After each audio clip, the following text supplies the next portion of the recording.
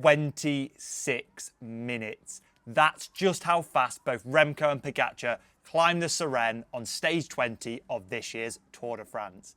It took me over 40 minutes. But then, of course, I can't keep up with Remco and Pogačar, otherwise I wouldn't be sat here making YouTube videos. So here's the question I actually want to answer. How close was I to being able to survive getting around the stage with the sprinters in the gruppetto? And ultimately, how many of us amateurs would have even survived the time cut at the Tour de France, or would we be going home OTL? So stage 20 of the Tour de France is all done and dusted now. But a week before, me and 17,000 other amateurs took to our bikes to ride pretty much the same route as the pros did on stage 20, covering the Croix de Fer, the Galibier and the Sarenne, finishing in the ski resort of Alpe d'Huez, which needs no introduction to any cyclist. And of course, when us amateurs did the race, well, we're no pros. We don't have a team car behind us with domestiques handing us up water bottles or any of that jazz. We have to do it all self-supported, stopping at aid stations if we want to refill water and carrying all our spares with us ourselves. Anyway, I've been staring at my numbers on Strava ever since the event. And I think a question that loads of riders who take part in an event like the Etape want to know the answer to is just how far off the level of the pros are we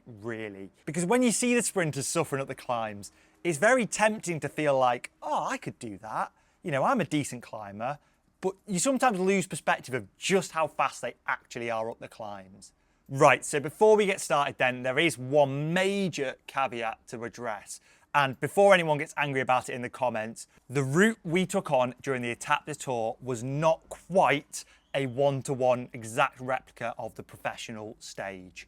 It was about 95% accurate, but there were a few small differences. The first difference came on the descent of the Croix de Fer as we entered Saint-Jean-de-Maurienne, the pros taking a slightly different route to us. This difference probably wasn't very significant, but the more significant change was on the way into Alpe d'Huez, we finished as soon as we got to the town, whereas the pros descended a couple of kilometres down below the ski village and then climbed back up to it, effectively riding the last sort of 3 kilometres of the main Alpe d'Huez climb. I'm not quite sure why we didn't do that finishing the Etape. I'm assuming it was to do with keeping the road closures more simple and not blocking off access to the town.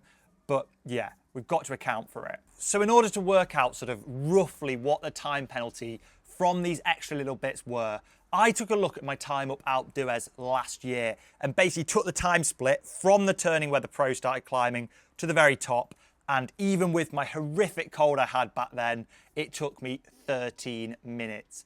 So if we assume I was going to do around the same time at the end of the Etape, plus a couple of minutes of descending, you're probably looking at about 15 minutes extra for me to cover the professional route. On the other hand though, in our favour as amateurs, the way the timing works at the Tour de France is they don't start the clock at the start line. They start it when the race director waves the flag at kilometre 0.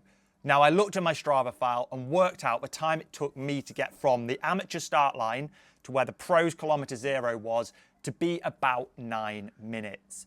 So we're all in looking at a discrepancy of around 6 minutes longer for the professional race at my pace. So for a faster rider, especially someone climbing better than me, it probably would have been even closer. And the final caveat, this one is quite a big one, and it's something you can never properly compare, and that is the fact that we're doing different races and the race dynamics are never going to be the same. For most of us amateurs, it's about completing the course in the fastest time possible. Whereas for the pros, well, at the front end of the proceedings, for the GC riders, it's about putting time into your opponents. Whereas for the sprinters, well, it's just about surviving within that time cut, doing the minimum amount of effort possible, saving yourself for the day after in Paris. So you can never truly compare our amateur race with the pros. But of course, I'm going to make my best attempt possible to look at just how close we were when it comes to the numbers. So that's all the excuses, both on mine and the pro side, out the way. Now it's time to dig into some of them juicy numbers and see just how close I really was. So my test subject for today, in order to compare myself to one of the top Tour de France sprinters, is going to be Biniam Girmay, partially because he puts his power files publicly on Strava so I can see really in depth how we compare. and I'm going to go climb by climb and compare our overall times. So kicking things off then, the first climb was the Col de Fer. And now the actual Strava segment for this isn't quite the best representation, as it starts quite a long way before the proper climbing begins. So I found a segment that just takes into account the actual climb. On the climb, Binny completed it in 1 hour and 5 minutes and 10 seconds, with an average power of 322 watts. On the other hand, for me, it took me 1 hour and 17 minutes and 45 seconds with an average power at 273 watts. So already we're looking at around a 13-minute time gap to Binny. But in fairness, the Croix de Fer is a very undulating climb with a lot of draft benefit. And at this stage, the pros will have been in a nice big peloton, really rattling through the pace. Moving on to the second climb then, the Col du Télégraphe. Here, Binny managed a time of 37 minutes and 57 seconds.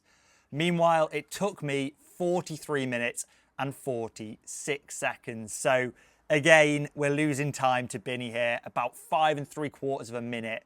And his average power was 322 watts, whereas I was doing 276 watts for the climb. So yeah, it's not looking too good for my chances here. But we were a fair bit closer than on the Croix de Fer. And if you're seeing any of these power numbers and thinking mine are so much lower than Binny's, you've got to remember he's a sprinter and I'm a pretty skinny climber. Taking a bit of an average of all the estimates of Binny's weight online, he's probably around 5 to 6 kilos heavier than me right now.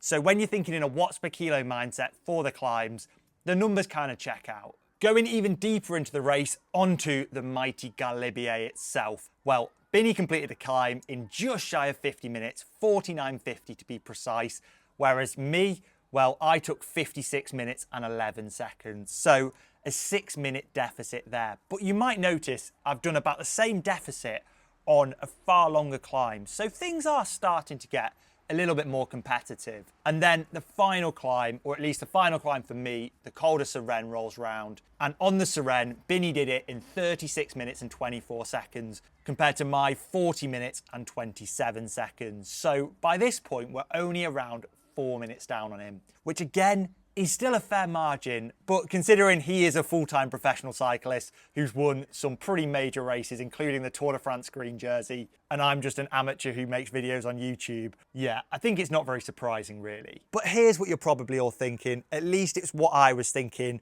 when I was starting to look through the numbers in this video.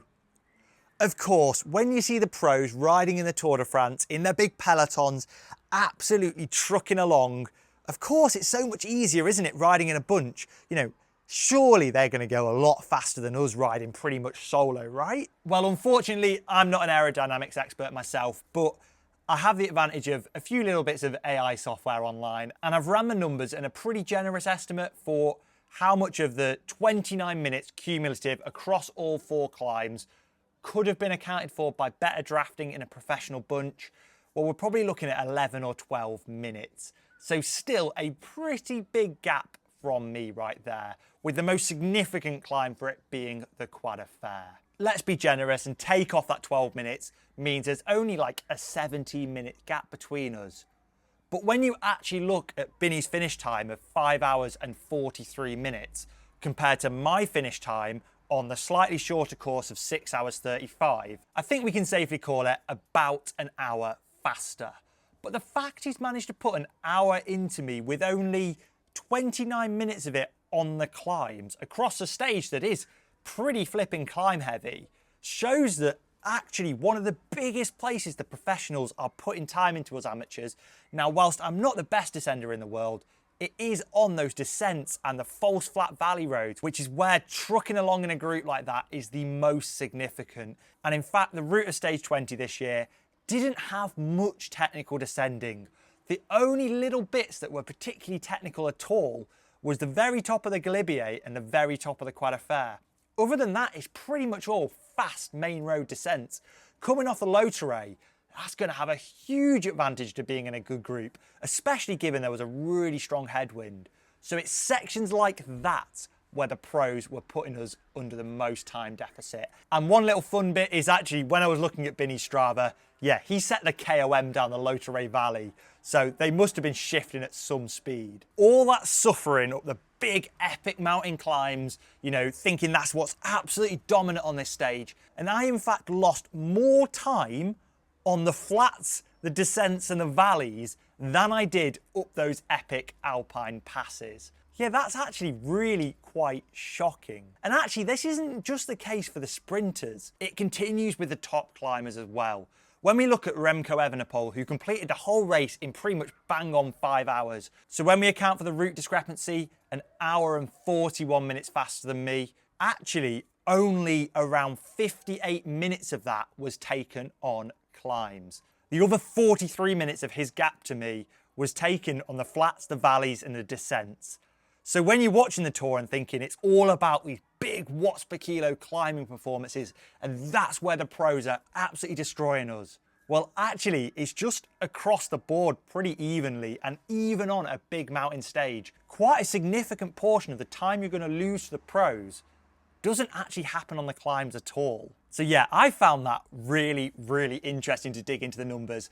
And if you found it interesting too, let me know by leaving a like on this video and getting active in the comments. And ultimately, when we answer that question of how many of us amateurs would have OTL'd in the actual Tour de France stage, well, I went on the Étape results and crazy, I know, only 19 out of 17,000 riders would have completed the Étape fast enough to make the Tour de France time cut. And that is without adjusting any times to account for the differences in course length.